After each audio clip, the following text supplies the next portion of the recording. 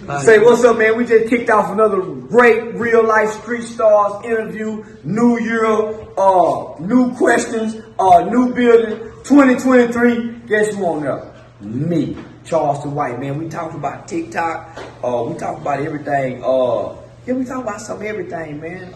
TikTok. What else we talk about? TikTok. Man, just go get it, man, and see, man, and get the premium where they gotta pay for it first. They get the whole thing without the cussing and all that, and then you get the edit version if you don't want to pay for it. Because they say they changed the rules on YouTube, y'all. So yeah, they got to make it right. So y'all got to make it right so we can keep it right and keep it tight. We out. Real life. If that shit ain't real life, it ain't real life. Just ain't real. Real life street stars. You know what time it is. So let's do it like this. Lil Scrappy had came out here and said, he spoke on the you and T.I. situation, but he said Charleston is taking a mirror, turning it around, and pointing it at us. Yeah, and making us see ourselves. Yeah. And that's exactly what I'm doing. I became what we are. I became what we are, homie. Because I understand nobody in our community has more influence than the rapper. The rapper is the most misleading. The rapper is the one who is tricking everybody. He's the most disrespectful. He'll take a woman and damn near drown the bitch pouring alcohol and liquor in her mouth. Make a whole song about making a gagging her. So I'm saying, nigga, who's more disrespectful than the rapping nigga? So I understand that the kids are mimicking the rappers and the rappers are trying to mimic the street niggas without telling the whole story. Because they make it seem like it's rewarding, but there are no rewards to the image that the rapper portrays. It's just consequences and repercussions. That's it. Now, as of late, you have been really stealing power from influential rappers, and almost to the point to where now rappers want to be on your good side. I don't want them on my good side. They need to go make things right with our youth, homie. This is why you guys are so valuable. You guys are the interview segment of Rap City without the booth.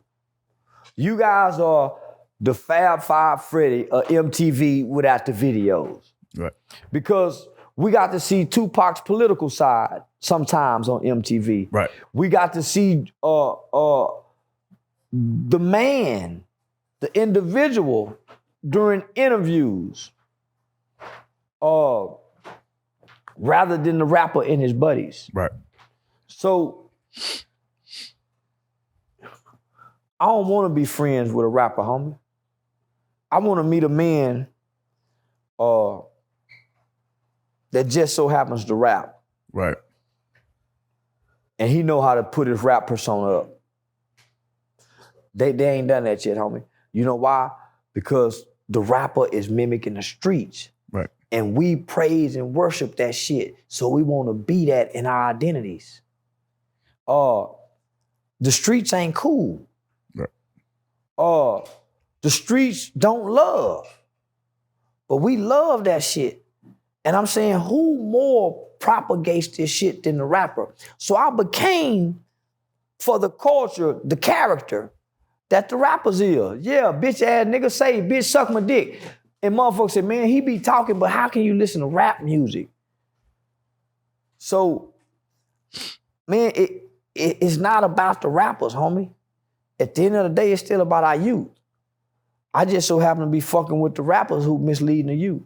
Now I gotta ask you this, because you said on one video, and I don't know if it was on your own live, but you were like, I done made like 2 M's off this shit, right? Yeah. Do you feel like that hurts rappers because you're probably making more money than them? I am. My book, I use some of this. I can't say that.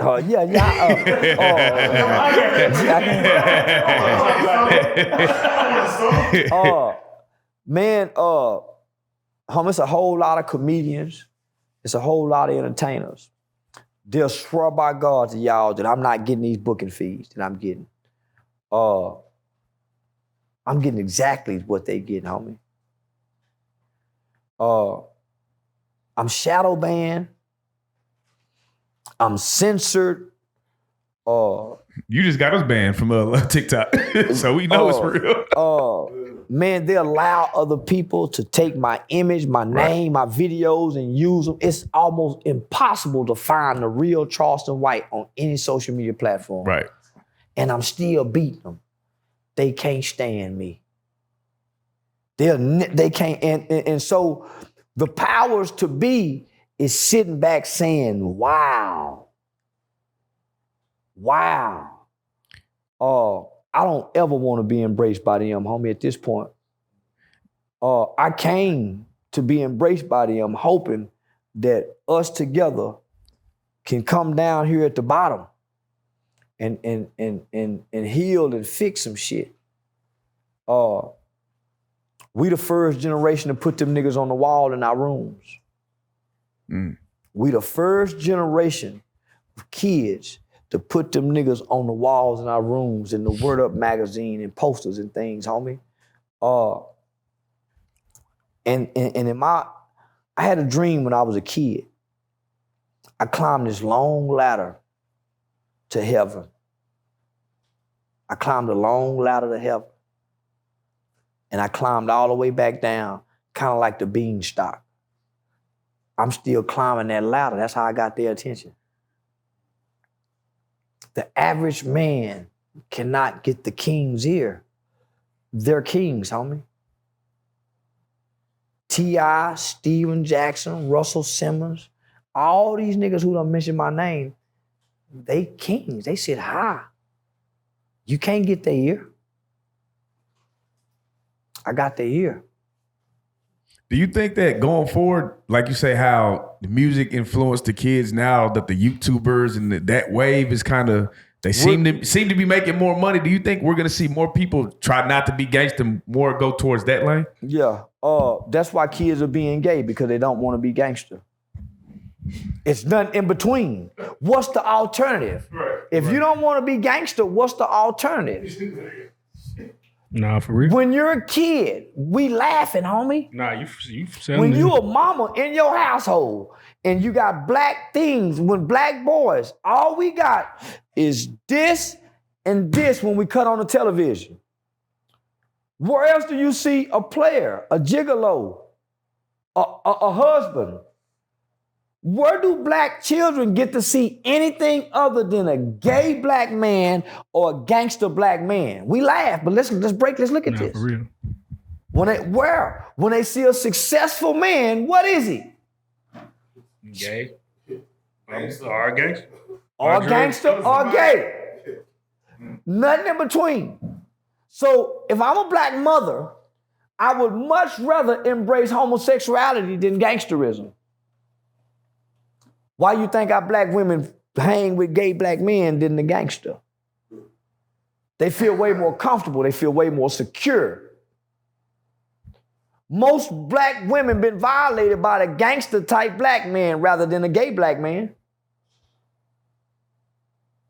Think about the psychology of this shit. It ain't no black skaters. And now, I want to also talk to you about, because Tubi, right?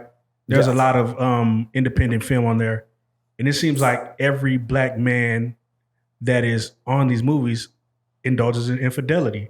There's not a virtuous black man in any of these movies. Why do you think that is? There ain't none in real life. Shit. Our movies are now reflecting who we are as a culture. Damn. I can name some.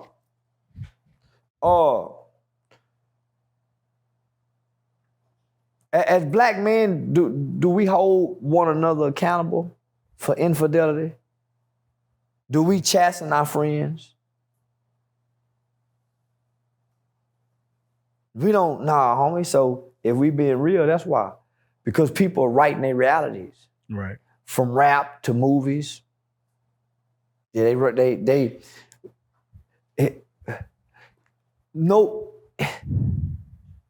reality television fucked us up Nah, for real. So now motherfuckers want real shit. We don't want nobody writing Drake's lyrics.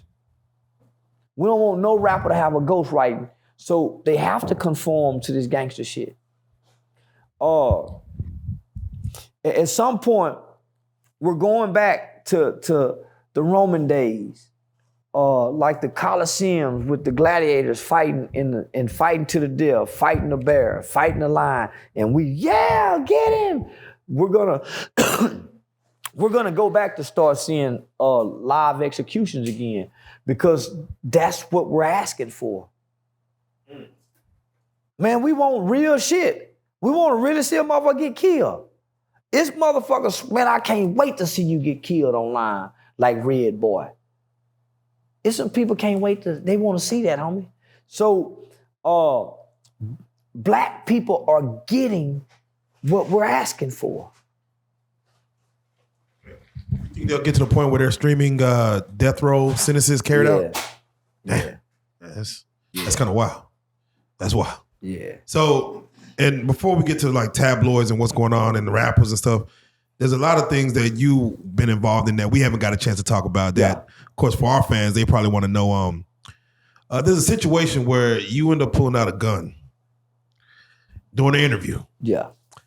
And, you know, for even the way that comes at us, it looks intense. It looked like it's about to go down, but things get calmed down. What was that scenario in your mind for you to like, let me just, I know it didn't look threatening, but it looked like. The interview was over, homie. It was an event I staged. I normally don't have my gun out when I do interviews. Yeah. I have it on the floor where I can run and grab it and, you know. Oh, okay. So we had a talk. And I'm glad y'all asked me that, homie. Man, they want to hurt this kid because he brought Charleston to Chicago and interviewed Charleston.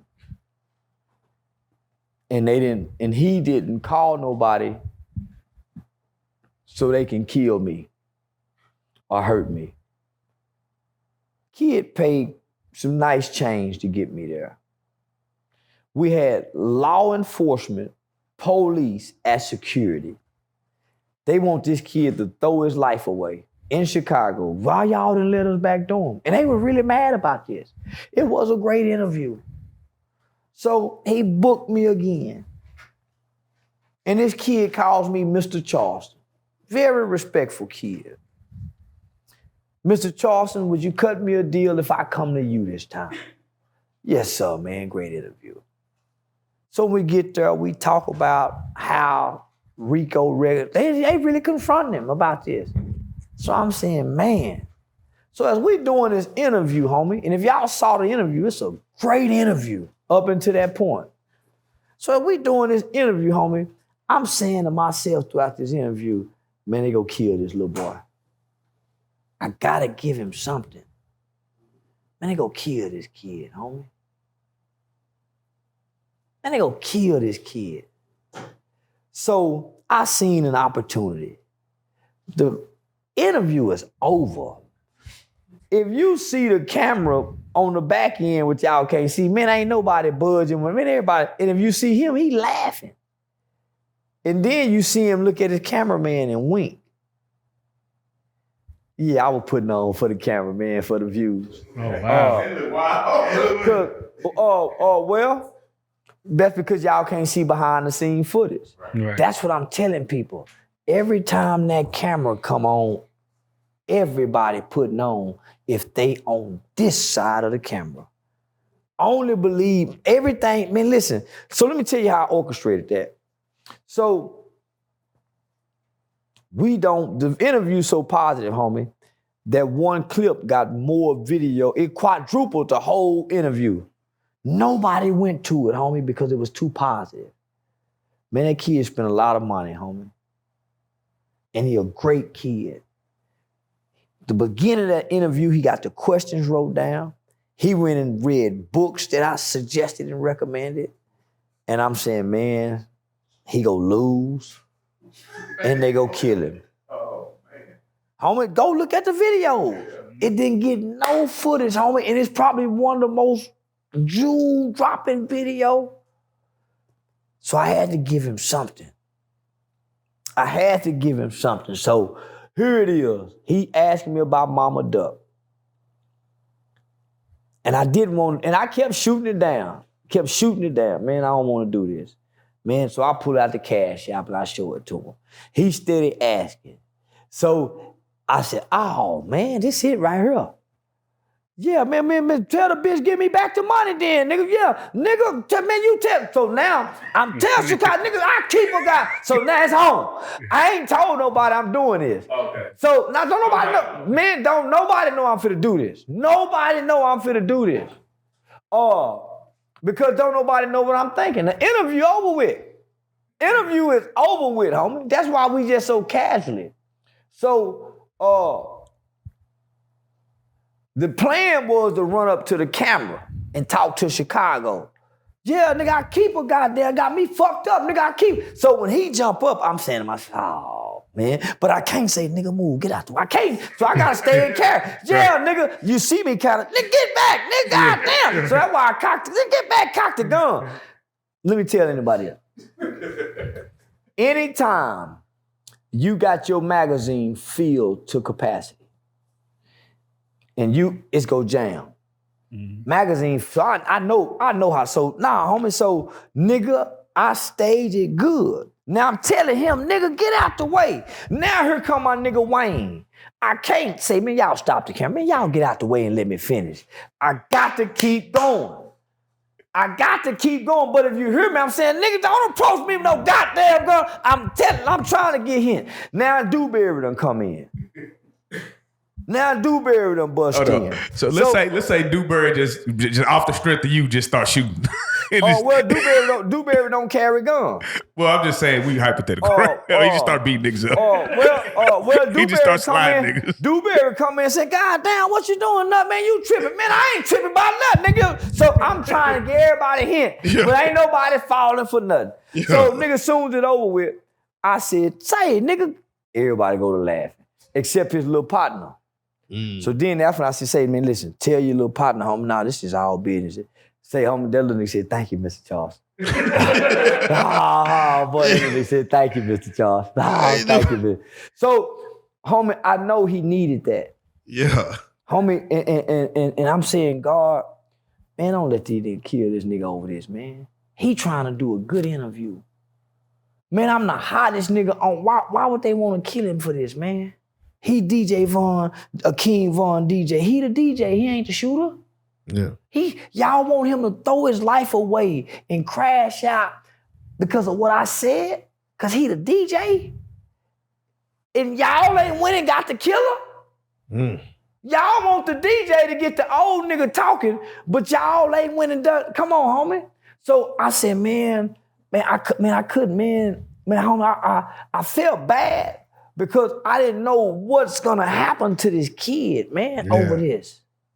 So I had to make it like he stepped, man, and in my mind, boy, that was a checkmate. It was a checkmate. But then I said, nigga, he can spin this however he want to spin it now. He might don't know the game.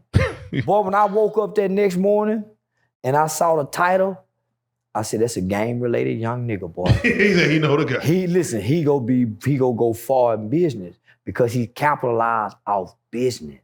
Yeah. I told that nigga, boy, you can get it. Yeah, nah, homie. So he needed that, homie. He didn't sit down and talk. I run plays for the internet, homie. Man, when that camera come on, homie, I'm gonna run a play. No, nigga, I'm gonna do something, say something, because that's the whole objective of cutting that motherfucker on. So, the situation with the mothers, has that resolved itself? It ain't gonna resolve itself. Because them bitches lied. Lil Snoop mama lied. See, Lil Snoop mama problem was, homie, she felt like Lil Snoop was bigger than what he is, and Lil Snoop he wasn't big. He was gonna be big. He don't even have an album. He got a core group of fans. But he don't have anything to make his legacy lasting unless she build it. And I met her here. And from up until that time, homie, was yes, ma'am, no, ma'am. Hey, brother, man, I'm sending them money. They playing on me. She ain't got her own place. She staying with somebody. She taking out work, going back to Louisiana, saying she need money. And I'm saying, well, what woman would take out without sending anyway? When Lil Snoop Memorial thing, she having problem with the mail, the news people, homie, I'm sending that money. When I quit sending that money, I got myself involved with hurt people who are healing. Naturally, they go bite and hurt what's around them. But I'm saying to myself, man, I wish I would want somebody to do this for my mama. I ain't blasting this out on the internet what I'm doing. I ain't looking to get nothing in return. Nigga, nah, homie. So when we done the event was never about money. The event was about the message and the pain that they still walk with and bear with. How did they get to the point of forgiveness? And helping that their stories will share and connect with other mothers who have buried their children. And so we came up with the idea and the concept of Murder Changed Me. Homie, I put that together. Man, so I was really hurt because I started seeing it's about money with them. It ain't even really about their kids. I started asking myself, well, why Meek Mills and them ain't helping them? When she was trying to get a book wrote, homie, I was saying, well, I'll help you I'll pay that money, but let me help you raise it. I don't want to be a savior. Let us go to the people. I don't want to come be y'all trick, but let me use my platform and we go to the people and all of us help y'all. I'm gonna put it so, homie, I was a gentleman amongst these ladies. Miss Tuka, Miss Dominique Tuka mama, and my mom became Afeni Shakur. The other mothers became jealous of one another. Why this one get an interview? Well, why he won't interview me? Well, man, I ain't got nothing to do with who they want to interview. Well, why she get, so they became jealous amongst themselves, and I just stepped away, homie. So when they went on these platforms, saying what they were saying, I'm gonna defend myself. Has it put any disdain in your heart from working with women who have lost their children in the future now? Homie, hurt people. Amen. The Murder Changed Me, though. That's still gonna be a thing. I mean, you still promoted it. It's still gonna come out. Is it? They all want to be paid, homie. Stalemate. Lil Snoop mama was the first one to say, I ain't signing that, but they all agreed to do this for free. Me and Lil Snoop mom got into it because we flew in the other mothers. She felt like since she was here, I should get some too. Well, we had everybody booked for the spa over there at the skincare. Lil Snoop mama didn't want to go for whatever reason. Lil Snoop mom was cool with JoJo out of JoJo Capone mom. Remember the other mom now? Yeah. So she would act funny and talk ill of FBG Duck mama. So what I started seeing, homie, they kids beefing because the mama's in with the beef. I met the other woman, she said, that's the op. I never spoke to her again. Girl, the light-skinned lady with Denise, yeah, the JoJo boy mama. I asked about, she said, oh no, that's the op. How can you speak like that and your son is dead? So homie, my heart is with these women, but my mind is saying, man, get the fuck away from these people. So Lil Snoop mom is saying, she complained about everything. Well, I'm just saying, what I think they getting this, well, I'm hitting reins and say, man, Denise, man, I don't give fuck. So nigga, I'm coming out my pocket to make sure everybody happy. I'm coming out of my pocket to make sure everybody happy, homie. Okay, Mr. Nisha, how much you? Well, I at least you get what they got for an airline ticket. How much I can show you. The dates, why I said, nah, homie. So I'm saying, man, boy, they'll suck a nigga, they'll milk a nigga dry, homie. And nigga really trying to help. Homie, I spent a lot of money on that Murder Changed Me. I ain't get nothing. It was never about no money. Yeah. But So let me just once I gave her the money, I stopped hearing from her. Then she started calling my publicist saying, man, I don't like all that snitching stuff. She called my publicist saying, man, I don't like all that snitching. I ain't with all that snitching stuff. So now she's street again. So now when me and Rain got the proposition to get the Netflix possibly some money, she had well, I ain't gonna sign nothing. Well, we can do it without you because we all agreed to do this for free. So when everybody started asking about money, and this excludes Tuka, me and Tuka mama was angelic. Mo 3 mother was angelic. Man, shit. That Mama Ducky, that Snoop mama, man, shit. So I quit hearing from her, homie. So then I get ready to do an interview here, and she pop up. I just want to see what's up with the Murder Changed Me.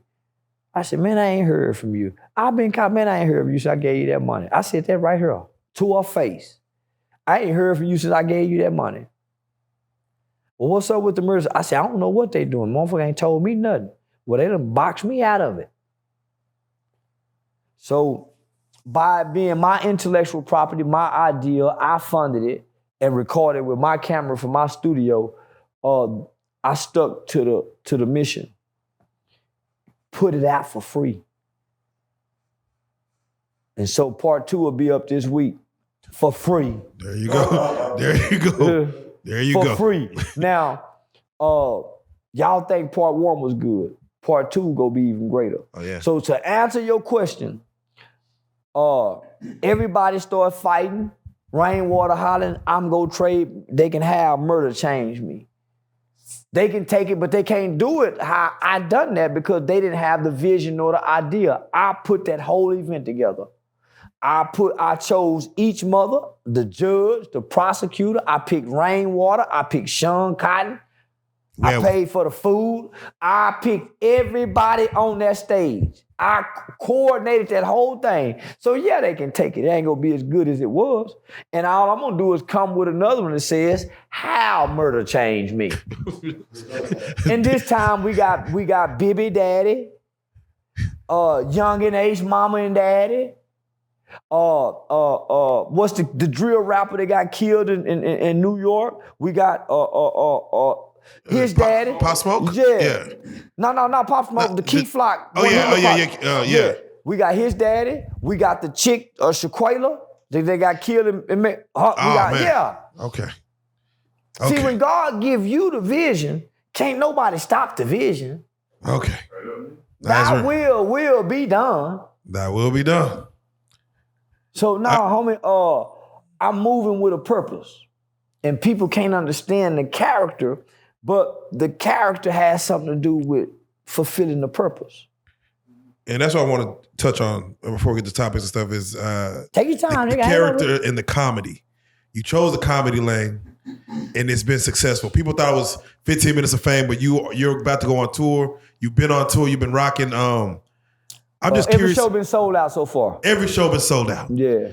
How was the comedy love versus the YouTube live, the rah Charleston White on the internet? How was that fame different? And how was that love different or hate? Well, it ain't no hate, homie, because people selling out these venues, spending money to come see me. When you see the footage, homie, man, people man, I'm dreaming. I'm dreaming. Man, people crying, getting on their knees. Man, mothers showing up with their sons showing up with their mothers. Mama, this, man, I'm making an extra $1,500 and taking pictures at $25 a piece after the show. Man, they spontaneously booking me at places and the lines is wrapped around the building just for me.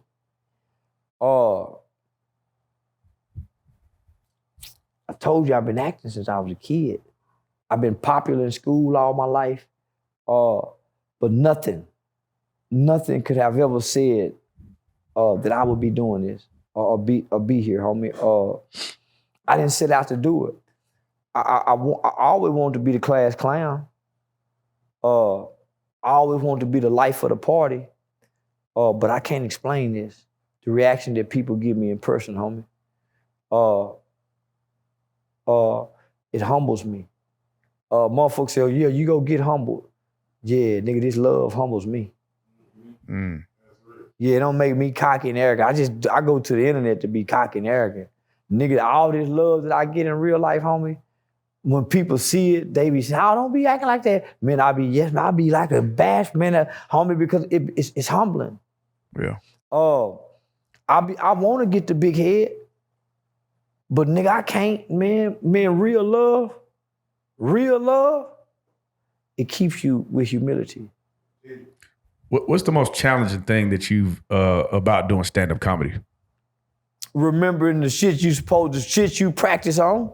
So let me just say this, homie, I ain't got no jokes. I ain't told the same thing. I ain't really repeated the same thing. I got a list of things and points and bulletin that I'm supposed to hit on that I came up with my mentor, Shouty. Oh, shout. And y'all got to interview that nigga. That nigga went to school out here, homie. When's he here? He flying. He's flying. He mentored me, homie. That nigga went to school around here, homie. Was a guy. That nigga went to Workman. Workman Junior High in Arlington. Damn. Yeah, man. But so listen. So I got a whole little booklet with jokes, and boy, I be studying that shit. Man, when Dewberry them come in and say nut. Boy, that bitch jumping. It's a sold out crowd. Boy, I get nervous in a bit. And then I go saying, okay, nigga, you gotta remember this. Man, when I get on that stage and look out at that crowd, nigga, I forget every joke I supposed to say. Oh, man. Man, I be standing up there. Don't let no pretty woman be sitting there looking at me. I get nervous. Nigga sitting up there looking serious. So, man, you forget everything you supposed to say. So, man, I just put my head down and look out. I look out. I look out and I ain't looking at nothing. Nigga, I just go to talking. Trying to remember all these goddamn punchlines and jokes I was supposed to say and can't remember none of them. So wait, so who do you get the most love for, whether it's either white people, black people, women, men, black women, black men, young, old? Who do you see really catering to what you throwing out there? All of them. Homie, I as young niggas in the crowd, is mothers and sons and mothers say, man, I want you to be. So homie, my analytical data reflects real life ticket sales. And that's been the crazy. My analytical data is from 18 to 65 plus. And that's exactly what being that goddamn audience. It blows my mind, man. It blows my mind. So, my white people, homie, they love is so genuine. The things that they say in the word of mouth that's spread in the white community will allow me to cross over. And this is coming from the people who own establishments and cut me the checks. They giving the nod. Most white people think at some point, maybe he's gonna be vulgar on stage, he's gonna try to play the race card. But man, I studied great comedians. I was a fan of Andrew Dice Clay. I'm a fan of Rush Limbaugh, Bill O'Reilly, Howard Stern. Oh yeah. Archie Bunker. Oh yeah. Come on now. I'm with that. And so who have you seen like while doing comedy in person that you're like, damn, they got it? Kevin Hart, Cat Williams, Carlos Miller, Chico Beans, at times DC Young Fly. Man, what's the other nigga name, man? The nigga he's played coach on Mark. What's his name? Mark Curry. Mark Curry. Yeah. God damn it. That's a funny motherfucker. That's a funny motherfucker. That's a funny motherfucker, homie. I wouldn't have guessed that one. That's kind of wild. Now I seen that nigga in person. That's what I'm saying. When you see him in person, it's different. Like Man, Sean, what? I think with Sean Marlon or some shit. The Wayans brothers fucked me up. I'm like, he funny as shit. Hey, I'm doing an interview. Nah, for real. And I just saw Kevin Hart, so he's still that motherfucker. And Mark Curry, that Jamie Foxx episode. Well, I'm saying in person. In person. Some people are funnier than they are on the TV. It's weird. Like, Ari Spears, I think I seen him in person. He had me crying laughing. That nigga cheating ass Myron funny in the motherfucking person. Yeah. Cheating ass Myron funny in the motherfucker. What about some of these Facebook comedians like Country Wayne and Desi Banks and I gotta ask you also about the Bubba. We'll get to that. Yeah, we'll get there. Go ahead. Skit funny and stand-up comedy is kind of two different things. Right. I hadn't seen Desi in stand-up yet. Nigga, Desi just a funny nigga. Just a funny nigga. Yeah, nigga just a funny nigga. Yeah, he just man, everything nigga do funny, homie. So he ain't really gotta tell a joke. Right. Man, walk into the house. Shit that nigga be doing. Yeah, walk into the house. Man, that is a funny nigga, homie. Desi a funny nigga. What was it? Is it Funny Mike? It's Funny Mike, Ha Ha Davis. Country Wayne. Yeah. I seen Country Wayne. He funny. Country Wayne funny. Say, man, Country Wayne naturally funny. Right. See, you got. This is what I'm learning. I'm naturally funny. Right. I don't know if I can tell jokes, but if you write me some jokes and I go practice them and rehearse them, I can make them funny. Right. You see what I'm saying? But man, just standing up being funny. I see that in Desi Banks. I see that in Country Wayne. Cat Williams. It's very few people that's naturally funny. Some people need antics. Some people need a good joke. Man, I'm funny just because sometimes. You're just sitting up trying to be serious. I can get funny. Oh yeah. So I just need to learn the craft. Were you a fan of Roy Lee when he was on his big fan? Hey, that nigga was naturally funny. Man, nigga, what? And he was funny looking. That's what made him even more funny. That's what got him on the Say, man, that nigga was funny. Man, that nigga was, man, yeah. That naturally funny is the character type, charisma, and personality that everybody say that's that funny uncle. That's that. And so, yeah, man, Roy Lee funny. Yeah, man, Roy Lee funny the motherfucker. Man, just thinking about that nigga having you chuckling all night, trying to memorize some of the shit he done did and said, man. Yeah, that nigga was funny, man. I didn't set out to be funny. I used to get mad, nigga. Yeah, I remember this. Yeah. I used to cuss your motherfucking ass out, you laughing. And then if you say, man, you need to do comedian, I would say, nigga, I ain't no type of motherfucker you can put on stage and make a motherfucker laugh. Got me fucked up. I ain't no funny type of nigga. And then when I got into it with the half a body nigga, he insulted me. He kept calling me funny man. Yeah, funny man. Yeah, funny man. And I was taking offense to that shit like a motherfucker. And then I started watching my videos laughing. And I said, nigga, that's your gift. Yeah. That's your gift, making people laugh. You've been getting your ass whooped as a class clown all your life. You done finally tapped into your gift. And so I wanted people to know, and I kept telling people, homie, this is why I'm doing this. I saw Dolomite. I'm the Petey Green. So I've been explaining this shit over the years up until this point. But I haven't been talking to the audience. I've been talking to the powers that be who would let me on stage.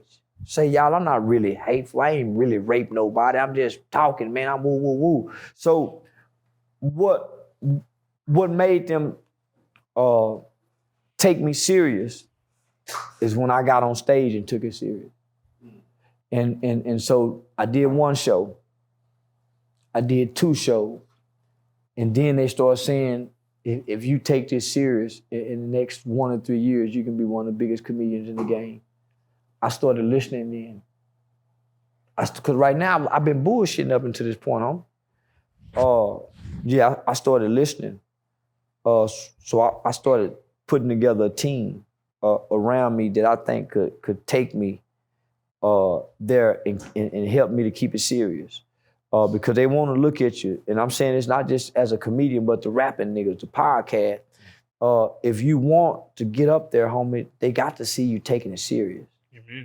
And taking it serious is just not making sure you got a good camera and good microphones. That's investing. That's investing too into your craft. So when I sat down with that individual, and he was amazed at the fact that I'm demonetized, I'm not getting any money. How are you able to do this? I took it serious. And so now, I was told, man, just get past these 2 first comedy shows. I took it serious, those 2 first comedy shows, and now I'm booked up the whole entire year of 2023. Man, that's amazing. And man, I would dare to say, man, if you want to heal people, a group of people, make them laugh. I don't give a fuck how gangster you claim to be. If you don't laugh, bro, something's wrong with your. If you can't laugh, something wrong with your spirit. I ain't gonna lie. The funniest video. I'm going to get the DDL. Not the. I'm going to get them hoes want that thong. Yeah, thong. Well, this what I discovered about the secret of comedy. All of our great comics told that brutal truth. The greatest truth ever told was told as a joke. The best joke ever told was told as the truth. You can't digest the truth, nigga, without laughing. It'll make you cry. That's it. Give us one of those truths that you done told on stage. I shot myself in the leg. Yeah, that could go either way. Wait, are you saying that is a truth? I went to sleep at a light and went to jail for a DWI.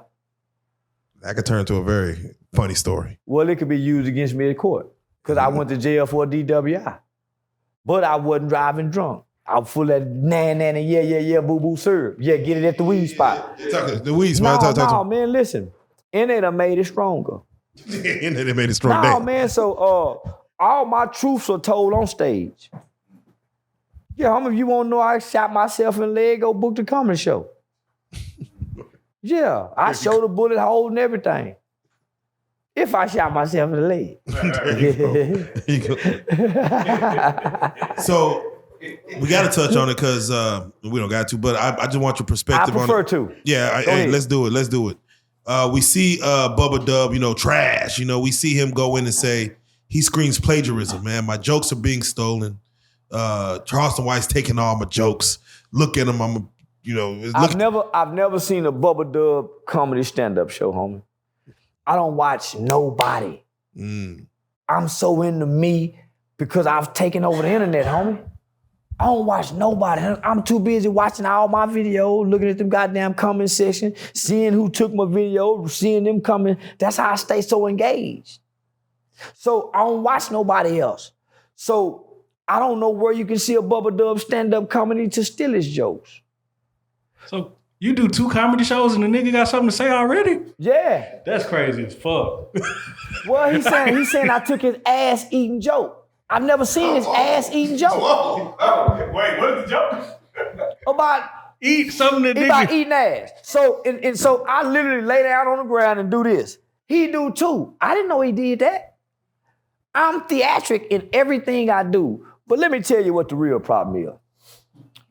Bubba Dub got DJ Wildhair as a manager. A nigga that done spin records and everything he done in the city done fail. By the time Wildhair get Bubba Dub Bubba Dub signed to another nigga. So he signed to two niggas, already issues. I get a call from Boss Talk about 2 years ago. Hey, man, I got Bubba Dub at the shop, man. They want to do something with you, man. Oh, it's gonna be great. My ladies from Skin Care Touch. They up here. We do a magnificent, funny video where if they would have put it out, they would have put me and that nigga in a movie together, homie.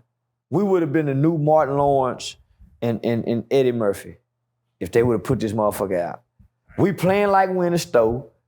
Charleston and the two snitches shit, homie, they don't put it out.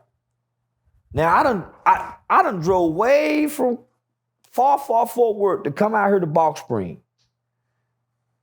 I ain't charged for this. I didn't get no B-roll of my own where I can put it out. So for about 6 months, I'm saying, man, when y'all gonna put the footage out? Another 3, man, when y'all, so I'm saying, man, why they won't put the footage out? Come to find out, Wild Harris is manager. I said, okay. I see what this is.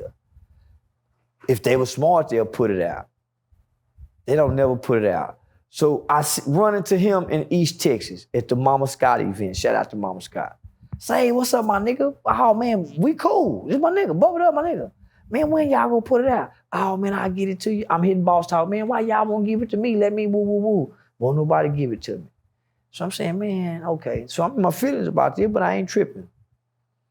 I see him again. Goddamn, Dub, man, woo. Why y'all won't put it out?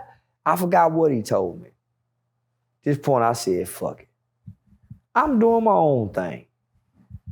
I end up signing with a production company, a talent agency that oversees the likes of myself and Michael Black, one of the Wayans brothers, and Bubba Dub.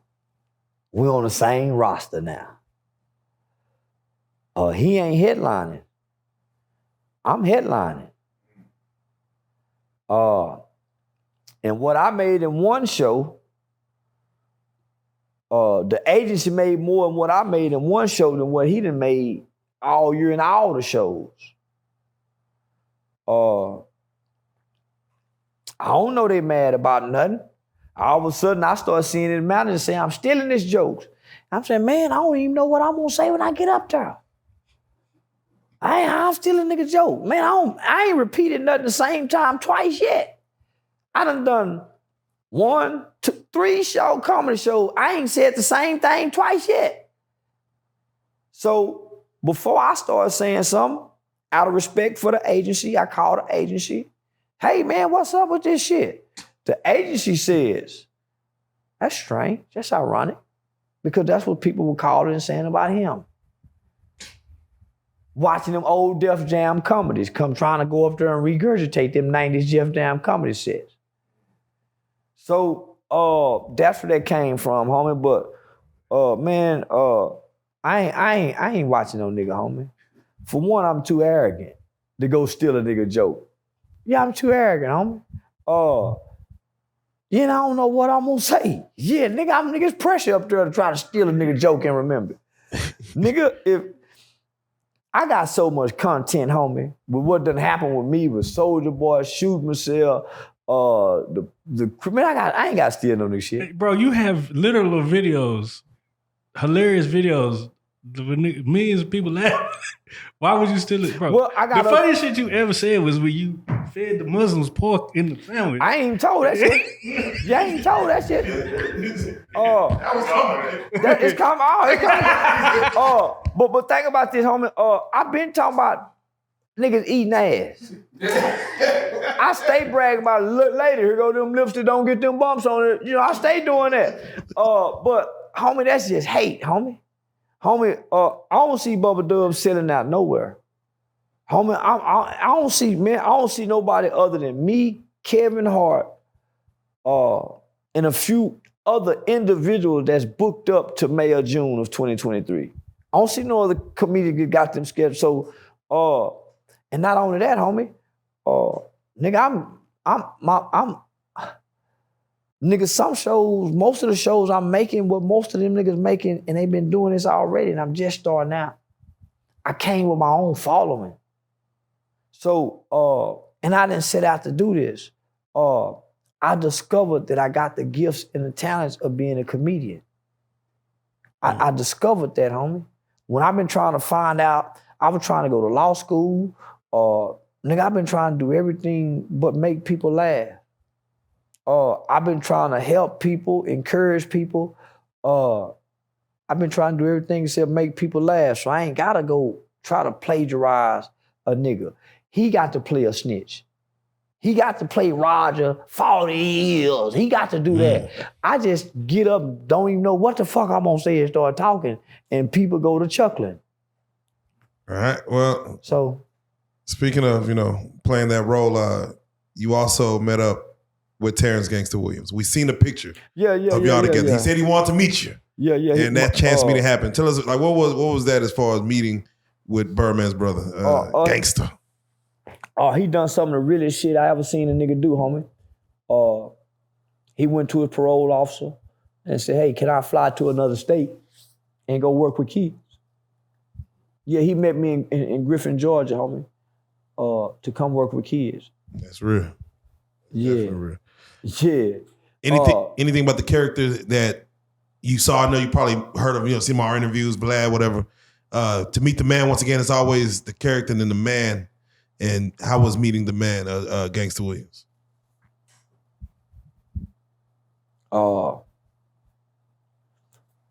Man. I ain't see Gangsta Williams. Yeah, I saw Terrence. That's right. Yeah, he killed too many people, homie. He been involved in too many murders. God wouldn't have let Gangsta Williams come out. He seen Meek, and so his meekness seemed like a weakness. He seemed soft. That's why Boosie's saying the things he's saying. That's a man you wouldn't say the things to if he wasn't trying to redeem himself. He walking in redemption. So I seen Terrence. He got like a light that shines off his skin, and he's smiling. I know people that smile like that, they kill people. My brother used to have a smile like that, and he real dangerous. He used to be real dangerous, but he was always smiling. Yeah, I know some people smile, homie, they dangerous though. I was looking for that in him. I almost see a honest kid. Yeah, I almost see an honest kid, homie. Yeah, it's crazy because you also say you recommend prison for children that, doing how while he was living. Them nigga kill a bunch of people. Yeah, you recommend. He walked with killers, he hung with killers, he parted. Man, homie, they were killers when they was the murder capital of the world. Mm-hmm. And look how you can't pretend what I see in that man, homie. Mm-hmm. The redeeming qualities that I seen. He got a long way to grow, but he's been redeemed. I don't see no killer. Man, that's the realest thing.